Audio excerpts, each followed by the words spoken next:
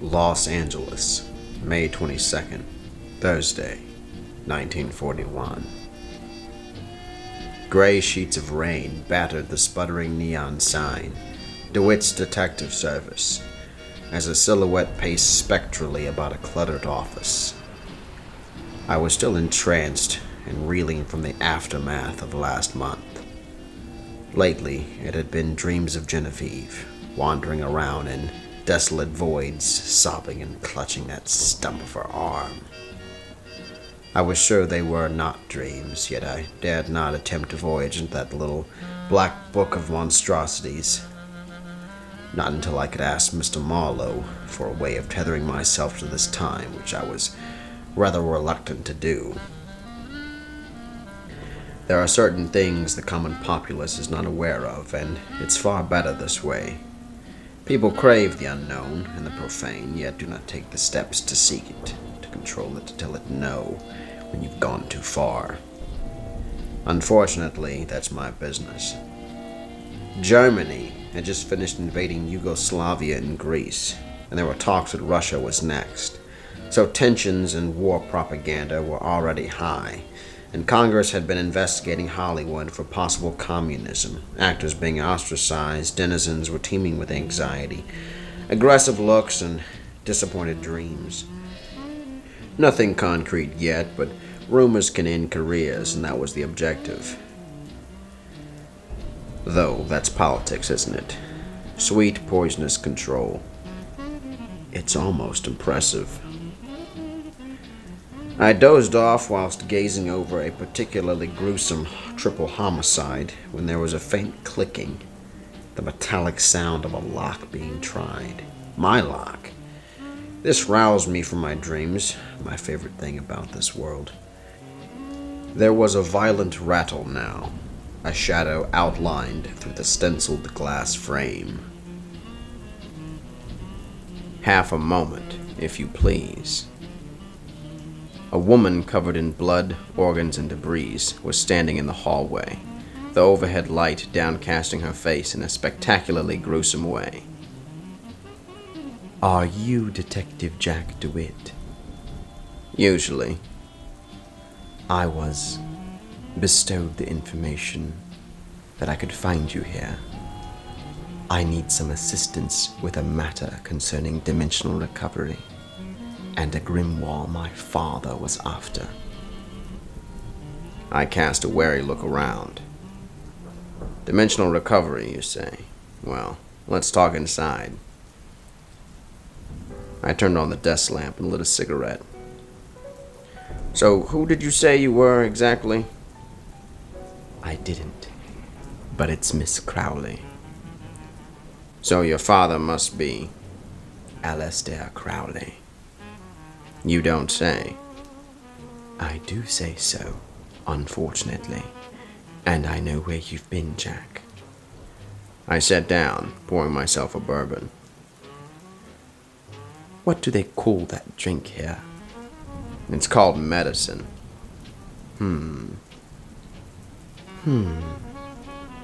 Well, there aren't many grimoires on the subject of dimensional recovery. I think the Sworn Book of Honorius may have a few passages, but I don't have it. I've heard of others, though. "I may know more than you on this matter. You see, my father sacrificed me to obtain cursed wisdom that would make the rest of his life a sort of amusement park. I can never forgive him, but I can understand why the gems of this world would make you choose them over your own family." "I'm sorry to hear that." "Yes, it's quite sad, isn't it?" I sipped on the bourbon. "What I'm saying is, I need your help." "You're saying it now." I wasn't sure what my misgivings were, but something was warning me against this otherworldly being. Because that's what she was. Even the attempt at mannerisms were wrong. Then again, I couldn't fault her. First time being in this place. Or so she says. "Could I have some of that medicine?" I poured her a glass, sliding it across the wooden desk. If you've never been to this earth, how did you know how to find me? She drank deeply, something of a smile forming at the edge of her lips. I've seen here, this place, a few times, briefly. Well, someone came into the realm I was in, and she was missing a hand. I froze. You saw Genevieve? That sad, distraught thing. Yes, I guess I did. I still had her book. Then, like she read my mind, let me see the book, Jack. I handed her the tiny black leather-bound book, the curious buzzing beginning. Ah, yes, that's the name, the Monus Hieroglyphica. You helped me with my father's writings, and perhaps I'll help you get her out. Out of where? There's no English word. It's mentioned in one of my father's. There's no English word. It's mentioned in one of my father's books, though. One of the ones he wrote whilst in Egypt. I drank some more. Only thing to do. Do you still have her hand? I'll need it, eventually. I had kept that hand on ice since the day. Curiously, it hadn't decomposed in the slightest, and often, I'd swear it'd move around. It's somewhere else, currently. Now, about this book. The book is... I'm fairly certain it's called the Libro de San Cipriano. I don't know where it is, though. Neither do I, but I know who does. Randolph C. Marlow was finishing a sigil and had a plethora of artifacts, ingredients including human hair, skin, and bone, and was just about to conduct an evocation from the sworn Book of Honorius when a Los Angeles Police Department sheriff with a deputy pulled up to his estate. His butler, Mr. Wadsworth, answered the massive double doors. "Good evening, my fellow sirs. How may I be of assistance to you?"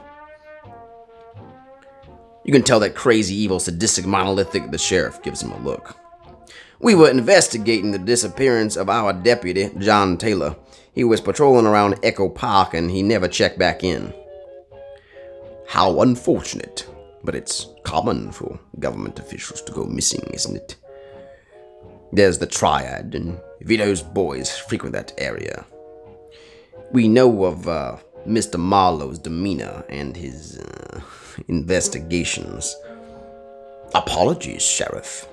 Mr. Marlowe doesn't work for the government, but if he discovers anything, we'll let you know." They left. As a fire tornado began to whip up in the backyard, Mr. Marlowe exulting in Latin.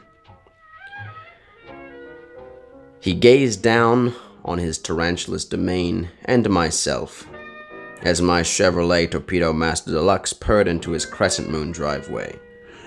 "There is another grimoire for you to retrieve, Dewitt. This one is rather dangerous. There only remains 2 from the original printing press, which purportedly contained infants and eagle hearts. It gives instructions on controlling the hierarchy of hell, the path to Zazura, amongst other things I shall not mention here. Long have I lusted after the Libro de San Cipriano, a curious collection of texts from the 17th and 18th centuries. The Spanish version you will retrieve for me claims to have been written by a Jonas Sulfurino, Sulphury Jonas, and is similar to, though distinct from, the Key of Solomon, and are typically a retelling of the Grand Grimoire. You shall find this book for me, Dewitt, and I've just discovered how." Of course, I thought. He's after it too. Perhaps we can get what we need from it before it's forced from my possession. He paced about his study, to the marble globe on the massive desk. Catalina Islands, huh? Anything else you want to warn me about? It'll be near Puerto Rico. However, you need a cipher to navigate the jungle. I don't know the location of the cipher, but I know someone who does. Be careful with him. He doesn't like to be disturbed. And I know she walks with you now. A child born of black magic can bring naught but ruin. I drove down La Brea, the blue dust glow from the west washing over the closing shops. I was getting tired of the job, of tensions in Europe. A trip to the islands would be a welcome retreat. Returning to my flat, I picked out some dresses. A Florence in navy, a polka dot Roma dress, and a black satin one for cocktails. Jezebel Crowley was waiting for me, looking less corpse-like than usual. There you are, Jack. I made us dinner. I got you some clothes. She smiled slowly as I handed her the fabric. Oh, they are beautiful. Is that what the women wear in this era? Some of them do. I shall also need some military gear for when we go to those other places. I poured myself a glass of rum, a very tall glass. Forward, aren't you? We have to be prepared. She had made something resembling teriyaki chicken. Where did you learn to cook exactly? Oh, I've entered many minds and dreams during my time in the celestial void. The ether, the afterlife, whatever term is most comfortable to you. There is an entire universe at everyone's fingertips, just out of sight, and probably for the best. Sea fog blanketed and beaded on our cashmere overcoat as we took a ferry to Catalina Island. Jezebel was poring over a leather-bound book, and I lit a cigarette watching the waves go by. I've seen that sort of leather before. I'm sure you have, Jack. After my father sacrificed me, I spent time in the cosmic void watching the procession of the souls. Tormented, anguished, the gates were teeming with the discontent and the unloved. The world is turning worse by and by. It's his world, you know, till the angels come again. Yeah, I'm sure. But there's also ones that attempt to control this one now, and that's what we're after. When the ferry landed, we rented a small roadster, Jezebel with the map, searching for Mr. Jonas Solferino, most unfruitfully. Every person we questioned either denied he was here or denied his existence completely, which was tantamount to admission. Finally, Jezebel did a scrying spell, and we located his reclusive abode, hidden on a closed road on the north side of the island. Made in the 1800s Grecian revival, it was framed majestically by the sea. Though overgrown and deteriorating, it still held a grandeur. Perhaps I'd purchase something similar one day. We knocked. No answer. Jezebel went around back while I waited, peering through the dusty windows. The back door is broken. We can enter there. I have a bad feeling about this. It was cobweb-strewn and dusty, outdated and crumbling, yet still magnificent. We found him in the study, dead as can be, beneath a broken shelf of books and curious tomes. Let's look for anything concerning the Libra de San Cipriano, and quickly. I handed her some gloves, and we scoured the study, shelves, desk drawers. Underneath the false bottom was an ornate key, with a dark gem set in the skull end. He just may be that sort. We combed the bookshelf, and after a few of the classics, a small keyhole was found behind Sir Alfred Conan Doyle's Sherlock Holmes. Jezebel laughed. Turning the key, there was a soft click. A miasmal wind struck up as we pushed stone steps leading down into a dungeon-like vault. It was a black magic paradise. Ingredients, human and animal, were in order amongst the shelves, which contained grimoires, leather-bound tomes, and even stone tablets dating back to 2000 BC and before in long-dead languages. Fog and glasses, scrying dishes, and miniature torture devices. There were things in jars squirming to get out, and some loathsome legged blurs scuttled through the one light shaft, chittering reproachfully. We're looking for a cipher from the 17 or 1800s, probably in Spanish. Let's not linger here. Every nook was searched, even the book pages combed. Eyes watched us, and that little legged thing flashed its teeth, coming out of the shadows with frightening speed. Jezebel screamed, backpedaling and falling over the altar. I drew my Browning automatic and shot the thing twice. It gurgled its last breaths, legs or arms twitching, green blood oozing over the stone floor, oozing into cracks. I helped her up as we looked at each other. Levering up a loose stone slab, we uncovered a small wooden idol. Latin words had been burned to the surface, and it had moving parts, some sort of mechanism. It was the cipher. There was a knock on the door. Los Angeles police, open up, Mr. Solferino. This doesn't look good. Then, in a stage whisper from Mr. Solferino, leave the diversion to me. We looked on in horror as Joseph Solferino rose up from the dead, heading for the door. Do come in, please. It's a bit dusty. I've just returned from the most dreadful of places. Why, don't put me on record, but it was absolute hell.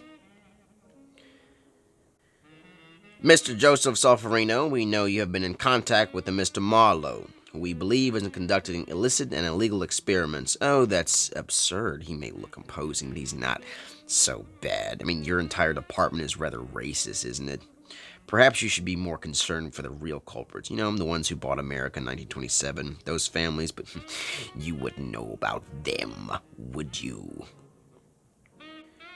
We listened tentatively as Joseph monologued languidly on the hardships of fortune-telling, the falling stock in Brazil, and his uncle in Stalingrad. I've been beyond the last outer rim. The herald has anointed my helm with celestial beam and cosmic ray. But how much can one take from that well, that spring of stars? From the monoliths of Zar to the nebutonic pylons of Zathros 5. Thus I have... Mr. Solferino, can you please tell us your whereabouts on Sunday, August 18th, 1940? The hardest day, you mean? Yes, I died after shooting down 13 Luftwaffe fighters. It was a bad day for everyone. The two law enforcement officials looked at each other. We'll return with the warrant. Good day, Mrs. Solferino. I'd advise getting a lawyer. Always a pleasure with LA's finest. He slammed the door in their face, laughing with a sonorous malice, and perhaps it was their imagination, but it was almost as if the house laughed as well, and far, far beneath was laughter with a cold, eternal timber at the ineptitude of all mortals. Now, about the Libro de San Cipriano. You found the key, yes.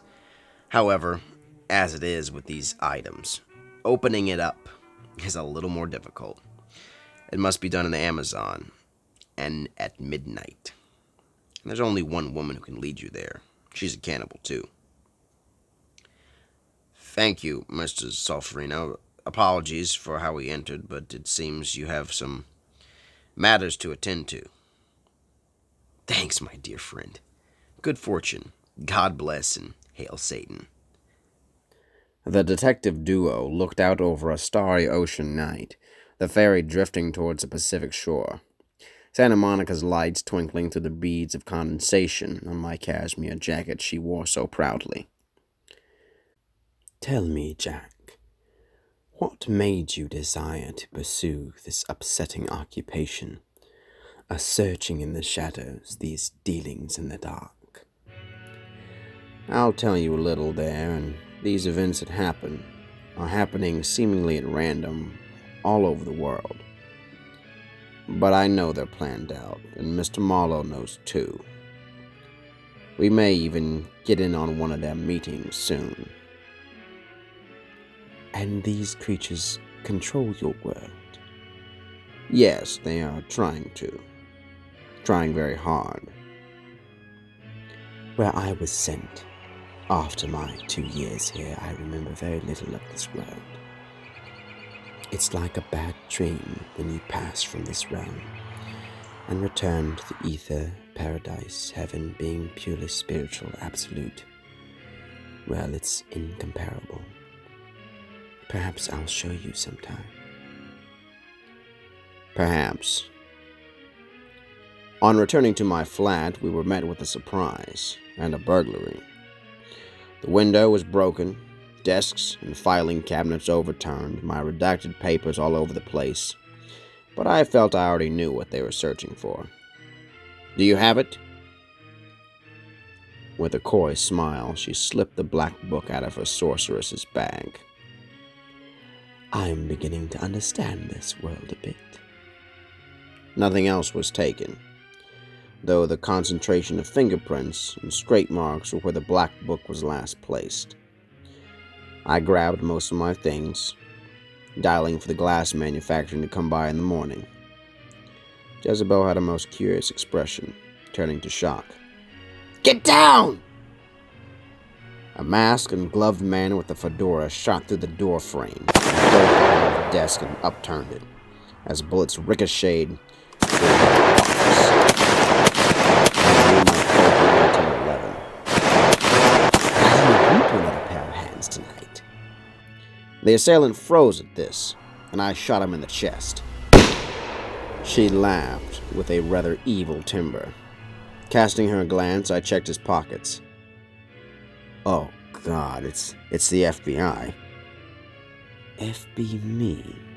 It's an organization. It's a very powerful organization. Well, they aren't a very good organization, are they? I took a moment to consider this. Perhaps you're right, they did shoot first. I recovered some items from the safe and the false desk drawer. We put the body a few blocks over and dumped the gun near Echo Park. They'd never find it. Looks like we're going to Brazil. I cast wary glances around at cars as we zoomed down the Freeway 101 in a taxi towards Los Angeles International. A black Ford Super Deluxe had been following us the last few miles, and I asked the taxi driver to turn off up ahead, a little ahead of the airport. But they had already spotted us.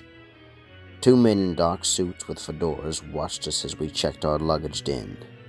I hurried along, faking a fit of coughing, into the men's restrooms. One of them followed me. But I put a hand over his mouth, holding him back as he kicking the stall doors as he struggled till his last breath. The antics subsided as he fell unconscious. Running to the boarding line, I caught up with Jezebel. She was smiling, and I was sure the other assailant was already dead. We boarded the plane as the emergency alarm came on, trying to look casual. Sitting in the rear of the plane, I had a nice view of the cabin and its inhabitants over the rim of my old-fashioned, something I always found comforting in the roar of an airplane's engine. In the rear of the aisle, 2 men in dark suits had begun to approach, politely excusing themselves as they brushed by other passengers. The one with the mustache confronted me. Mr. Jack Dewitt, we know what you have. and in a few minutes you can hand over it, or die as this entire plane goes down, you understand? What do I care? I hate flying anyway. His hand hit the button. Doors, seats, people and all whooshed out the side of the plane as the screaming began, as the plane spiraled into oblivion.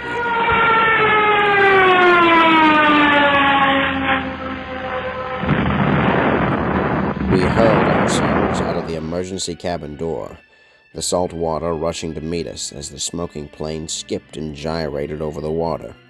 A final fiery crescendo, only to sink to Neptune's mercy.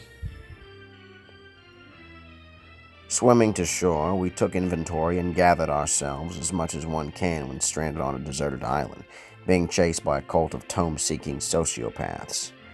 Between 2 bags of peanuts and some crackers, rations were rather thin, but there were island animals, fish and shellfish, and dare we say insects to feast upon. I've never been stranded on an island before. Have you? Do they have your medicine here? No, they don't, but we aren't far from Honduras. This is a detour. Just consider it a scenic route. I see. We made a makeshift camp, a tent with some fallen debris, and searched the inlet for drinkable water. Finding a nearby stream and lagoon, I caught some eels and a few crabs. It was eerily hypnotic and somewhat beautiful. We ate and fell asleep quickly, the island sounds giving us mysterious dreams. I awoke to a pistol in my face. A band of raiders had circled us. A shipping skiff drug up on the palm tree-shadowed shore. Some of the men were already handling Jezebel, who was lethargic with sleep. I'll make this easy for you. We know who you are and what you're after. We also know the other people. The group you fight with now is now winning, Senor Dewitt. They control the banks. They control just about every aspect of society. So you give us the codex now, and we'll let you go free. You know they won't. Sure thing, pal. Why, we can even go get this book together. I am not your pal, Senor Dewitt, and you are not mine. So no. Well, you'll have to sacrifice one of them. Yeah, one of your own. They probably didn't tell you that, though, did they? They don't like to tell you everything. Oi, what do we do with the crazy broad? You know, it's bad luck to have a woman on board, mate. What makes you think you'll get me on board? In a purple flash, his hands dropped to the ground, blood shooting from the stumps, covering everyone who's in shock, while Jezebel stands back, chuckling. I threw sand in his eyes, grabbed his pistola, and shot at him. As Jezebel levitated the rest in the air, and I shot them one by one. They left screaming, making signs of the cross. We gathered ourselves best we could, hailed a fishing boat that took us into the outskirts of Panama City. We looked at the faint glowing city. It was evening now. You know, it's something I've learned. You'd want to refrain from using your powers or whatever they may be on the city. Don't get me wrong. They are quite wonderful to behold. But there's people in this world that shouldn't be shown such things. They have a tendency to ruin magic. I want people to know what I'm capable of. I know you do, but you don't want them to know until it's absolutely necessary. Ah, like the Trojan horse. Yes, just like a Grecian war, definitely. Okay, we're going to Panama now. South American stars framed the beige outline of the Hotel Marie as we drug ourselves up the entrance hall. Good evening. How long will you be staying with us, and do you have a reservation? Said the concierge with a rather sardonic smile. Yes, I'm very reserved. The name's Dewitt. Jack Dewitt, I should have a reservation, yes. Ah, yes. Sign right here, sir. We do hope you and the missus have a lovely stay at Hotel Marie. Thank you. Thank you very much. I'm sure we will. Nothing made me more uncomfortable than the gaze of a hotel concierge. A dilapidated room met us, nothing working right, water coming out the wrong places, light fixtures falling, but we had fun. Covered in water, tired and at the end of our wits, we started laughing. The laughing turned to kissing, and the kissing turned to something else. As two undercover federal agents are pointed up the stairs by the evilly smiling concierge. Skin on skin, passionate breathing. Two shiny black pairs of shoes run down a hallway. Jack and Jezebel make love amidst the nightlife of Panama, the cityscape, out of focus behind them, a rooftop paradise. Unaware of the atrocities being committed just a few rooms below. We heard the gunshots and the screaming, but we pretended we didn't know about those things, and for a few moments we were just tourists enjoying all the sights and sounds that Panama had to offer. As the sirens died down and onlookers dispersed, they roped off the murder scene. Those same two men. An elderly couple, a Brazilian family, a woman in a suit, and a traveling flamenco guitarist all wait for the bus as it smokes and careens its way to a stop, right in the middle of Panama City. It had an animated bird on it, Looney Tunes style, with a crowd of tiny people barely clinging on to its saddle. We exchanged looks in our new attire. A priest and a nun. The evening light cut through the hazy air as the aquamarine bus crests another hill in the Amazon. Passengers holding on.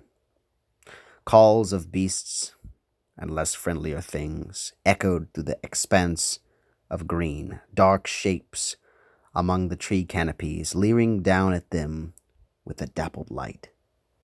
At the back of the bus, we looked over the cipher to make sure it wasn't damaged or didn't damage us. I know this book has sections of alchemy, astrology, conjuring, devils, evocation, but what else? Well, some say it can help you discover hidden treasures. This book had a dark and sordid history, passing many hands, and my father sought it religiously. The Book of Saint Cyprian refers to this collection, which is really from the 3rd century. Saint Cyprian of Antioch was a respectable wizard, even after his conversion to Catholicism. I don't fault him for it. And neither do I, a very respectable wizard. Needless to say, this will point us to the book, but we'll have to get much, much deeper into the jungle. We took a pit stop near a heavily shaded grove, something resembling a petrol station, but the atmosphere was all wrong, overgrown and languid. The guitarist was standing by a lone street lamp, the light dissolving into himself, and this ether flowed through the jungle. Jezebel was gone, as were the other passengers now. I guess I dozed off.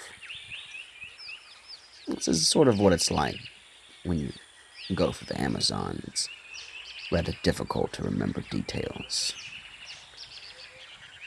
The lamplight now floods the guitar man's glasses, and he turns into Boer, then into a skeleton made of onyx, coaxing me forward deeper into the blessed green of the jungle, where people sleep, where they can sleep forever and never be interrupted. Jack, wake up! Wake up, Jack! Wake up! We're about to be eaten by cannibals. That awoke me with a start. I was hog-tied in front of an entire cheering mass of what appeared to be cannibals, chanting and cheering, using skulls for drums and femurs for mallets. They smote out a sonorous melody in the jungle. It was almost beautiful to behold if we weren't the sacrifices. I looked over to Jezebel, expecting a comrade, and found her prancing with the natives, enjoying their dance, and possibly human flesh. Would you mind? A little tied up. In a second. And then she turned one of the cannibals into a duck. They all froze. Now, you may be thinking I mean animal, but no, I mean she turned his body, bones, and intestines into the size, shape of a duck. They were still moving, too. The cannibal tribe leader turned and said, in perfect English, apologies. For a second we thought you were those bloody colonizers. Horrible chaps, just having a bloody awful time, really. No, we believe in chaos and anarchy, destabilizing corrupt governments that control their citizens through propaganda, through media. So you're still trying to save these brainwashed folks? May have been water on the bridge, old boy. Is there a tribe of you too? Something like that. Jack and Jezebel looked at each other, somewhat fondly. Well, I wish you the well on your cosmic journey, but and I see a little bit of the native in you myself. As I see that a spirit walker. Here, take some of our food, medicine. What you may be able to carry. I do know cosmic journeys when I see one. I'm, sort of a spirit walker myself. I do wish you well on your travels. Thank you, Mr. Call me Baron. Baron Samedi. Thank you, Baron. You've been very kind to us. Oh, I know. Not many people are they? The indigenous tribe of cannibals waved to us serenely as our wooden craft meandered down the streams that turned into small rivers that turned into rapids. We climbed into the aft section as the prow began to disintegrate from the force of the Amazon. Waterfalls on either side, a sheer drop-off leaning ever closer. I have a rather bad feeling about this. Yeah, you and me both, sister. Oh my God! We screamed, falling into the teeming waters, being bombarded and buffeted about by debris, snakes, other things. Jezebel protected the worst of us with her magic, and I remember everything slowing to a crawl. In time, magic, it does funny things to the mind. It does funny things to the heart, too.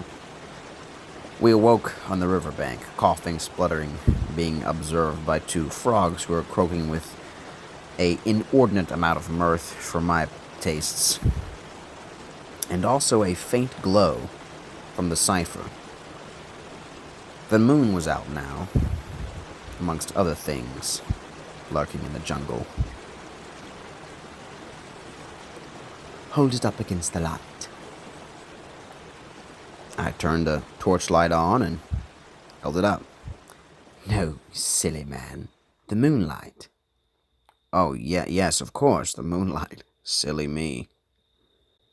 And as I held up the cipher, a bioluminescent pattern blossomed on the wooden scroll, illuminated a new sequence of runes. These runes are similar to the cannibal tribes' designs and tattoos.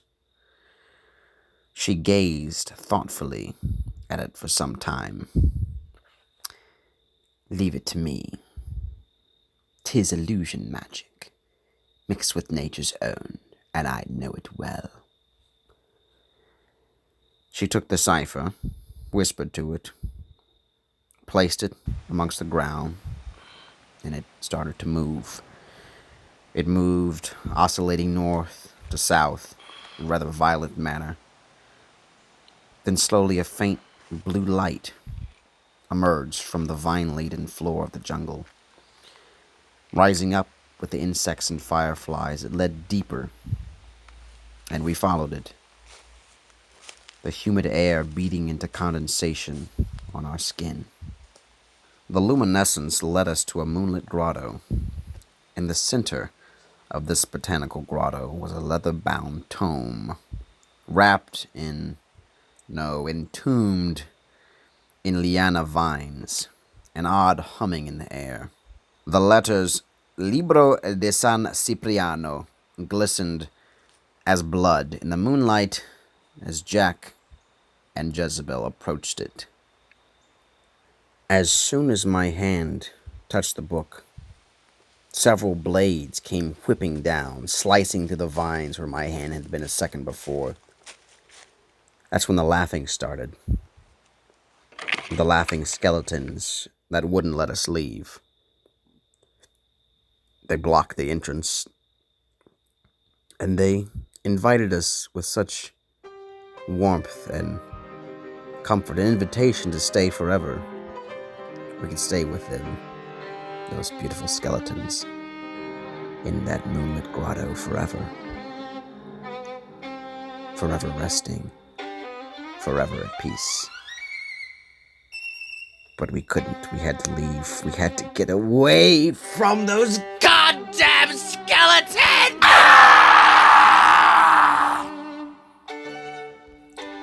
I'd like to think that we made it out alive from the Amazon jungle. And we did. But there'll always be parts of us that remain there. As with all places we visit in this realm. Bystanders looked on enviously as Lyles Wellington cruises down the main street of Brazil in his white Rolls Royce. And whom does he spy but Jack and Jezebel eating at a street food stand? By Jove, if I'm not mistaken, and I'm usually not, I do believe that's the scoundrel Dewitt. Well now, Lyles, how the hell are you? Happily divorced. Good for you, Lyles. And what of that black book Mrs. Lamont had? Whatever happened to her? You know, it's been causing quite a sensation on the other markets.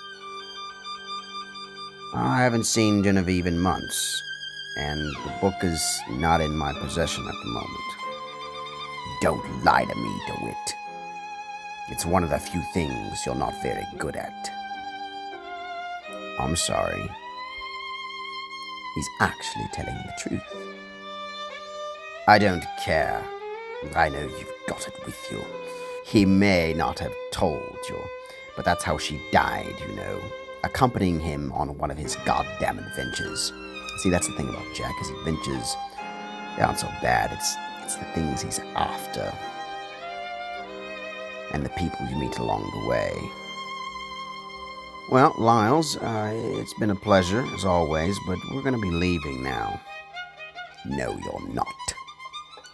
Drawing a luga, hidden to bystanders, but perfectly visible to us, he forced us into his Rolls Royce, roaring down the main street. Turning off in a few miles, he paraded us down several passageways, deeper into the catacombs in Brazil.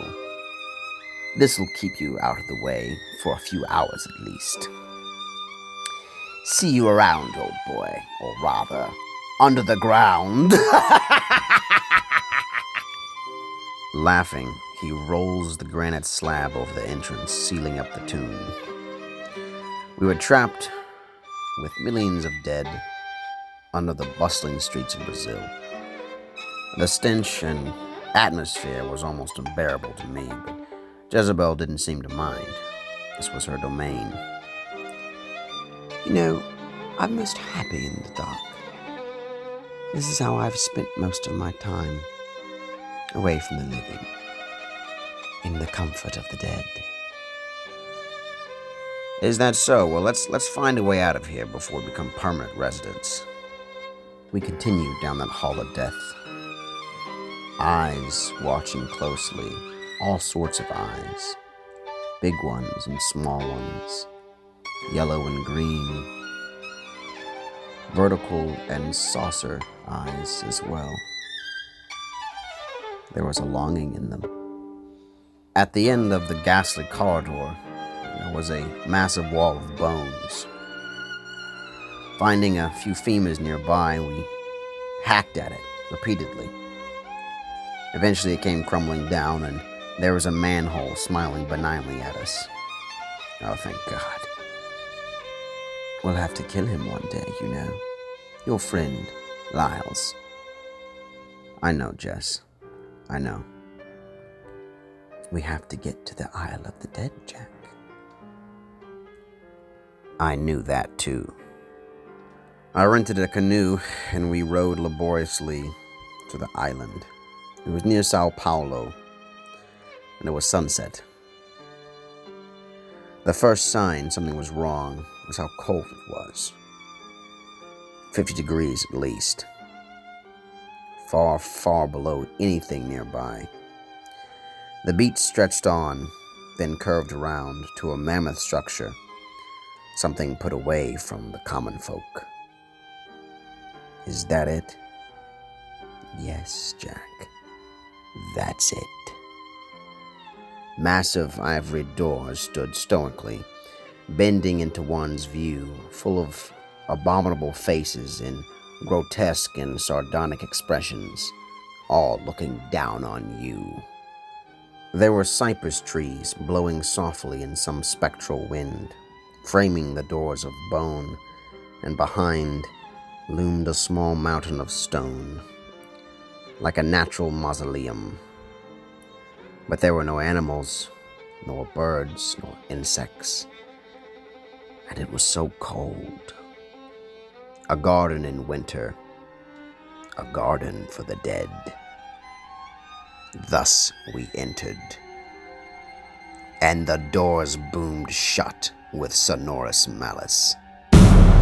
It was an underground kingdom of dark marble, with strange runes carved over different passageways and vaults, mausoleums and memorials, sepulchres and sarcophagi, all in various forms, walls of the entombed dead that stretched on past vision's end. We must not wake them, Jack. I quite agree. We wouldn't want that. We walked through this hellscape of mythological nightmare, hoping, praying, and then something moved in the corner. Something very large, with scales. It was completely quiet, except for that hiss of scales on stone. It went further, as we did, following, and the darkness kept getting deeper.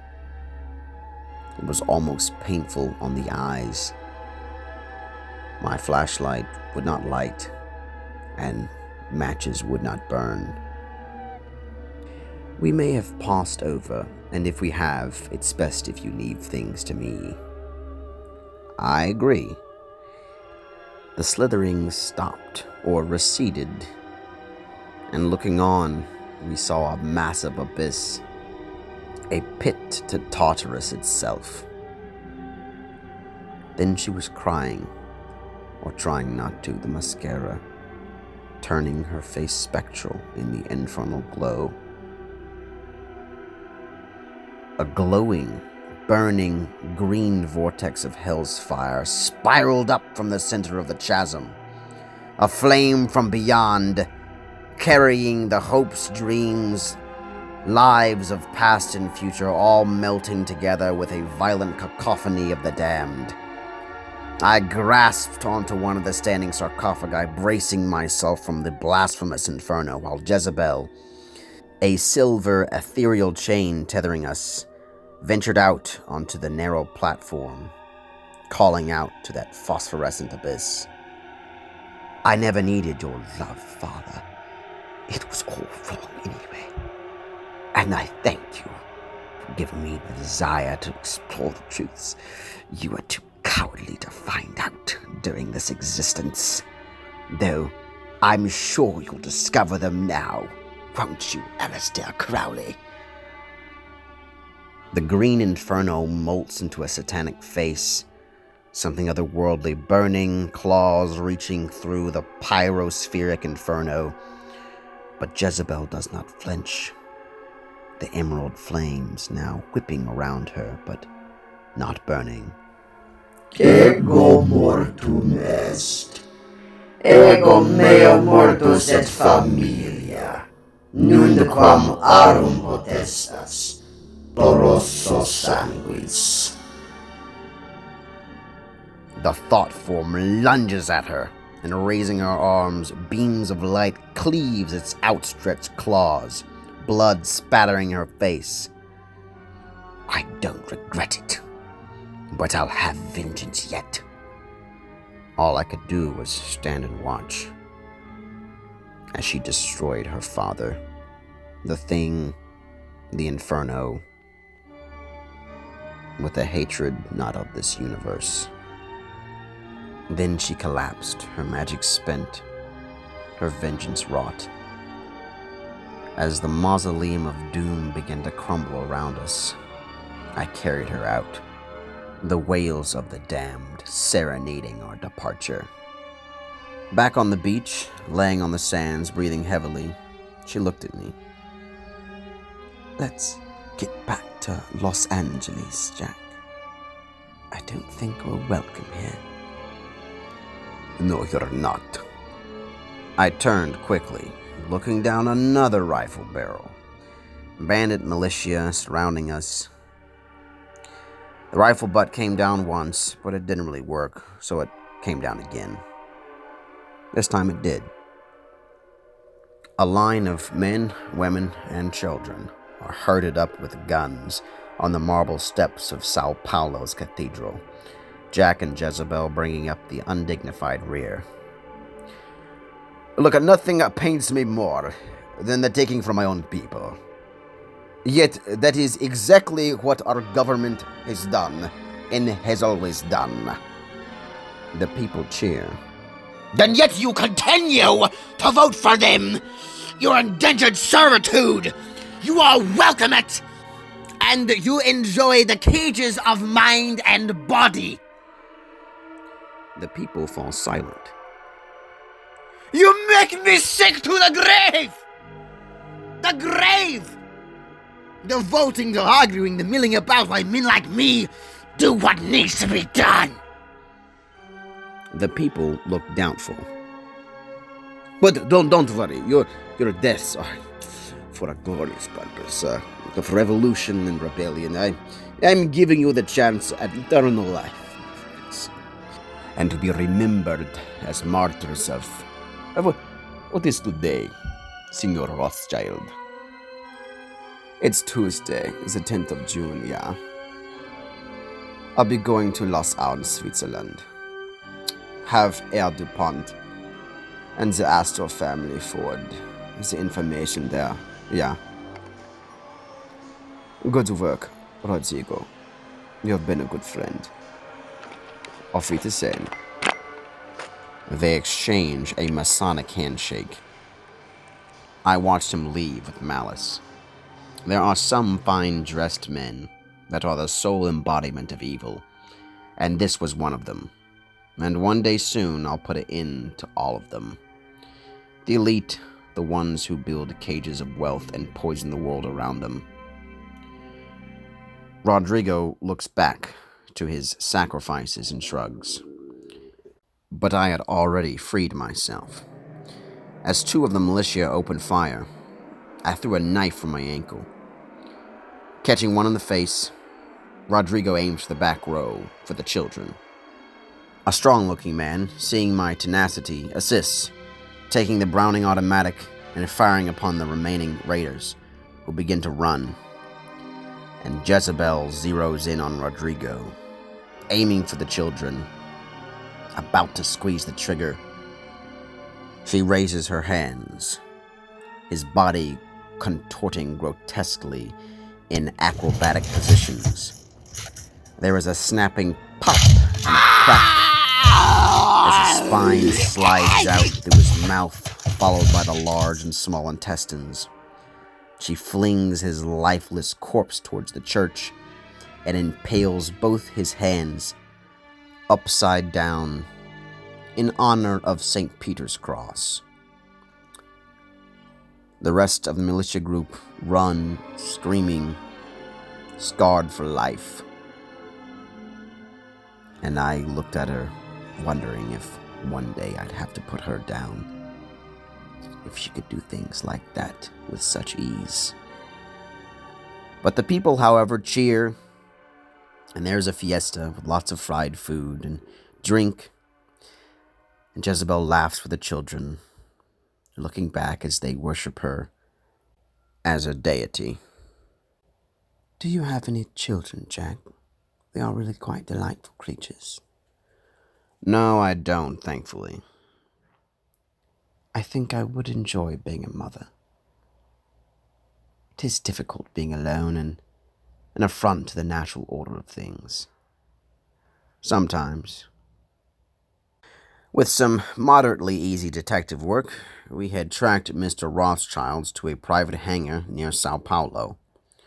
We watched the captain of the plane shake his hand by the Royal Ark, a Masonic form of handshake. And the captain's hand had a ring on it, the square and compasses. We watched his plane take off, well concealed in the underbrush. Well, we have quite a lot of work cut out for us, don't we, Jack? Yes, we do. We left Brazil. Back in Los Angeles, Mr. Marlow looms over his scrying basin, the waters rippling and coming to life, replaying the story of the last few days. Well done, Mr. Dewitt. I'll let you keep the tome for now, and what walks with you in the guise of a woman. Celestial magic to get what you want. Very good. I've taught you well. The societies we shall raise from this earth know many secrets, and I shall exhume them all. I had gone to the St. Gabriel Hospital in Pasadena for a checkup and to remove a bullet that had found its way into my leg, as well as other various war wounds one gets from saving the world. Mr. Marlow loomed over my hospital bed, adopting his signature look of superiority. Rest while you can, Dewitt. They move on the Eastern Front now, into Russia. My contacts talk of the Thule. They are doing experiments in necromancy. One of the Rothschilds is there as well. You know what you'll have to do. He turns, looking at Jezebel. It's good to see you in a better vessel, Hecate. This realm suits you admirably, for it suits me just fine. Farewell to you both. He exits. So, Russia? What about me? I don't want to be at your place alone. I don't like being alone. I've already lived lifetimes alone. We'll get you some jackets. some winter shopping. A coy smile played across her lips as she leans in for a kiss. I winced. I'm rather hungry too. There's so much death here. I don't like these sorts of buildings, Jack. It seems all of your buildings, they are built to cage you. Wait till you see the ones of the mind. Those are the most impressive. And sometimes you can't even see the bars. She attempted some of my hospital food and spat it out. Oh God, that's right. Do they serve this to kill you? I don't know, but I do know the best Japanese in Hollywood. Is it near this shopping place? Yes, it is. You know, I think my father mentioned the Thule and their experiments. What did that Marlow fellow want? I'm not sure exactly, but I may not want to be. But I do know one thing and a lot else.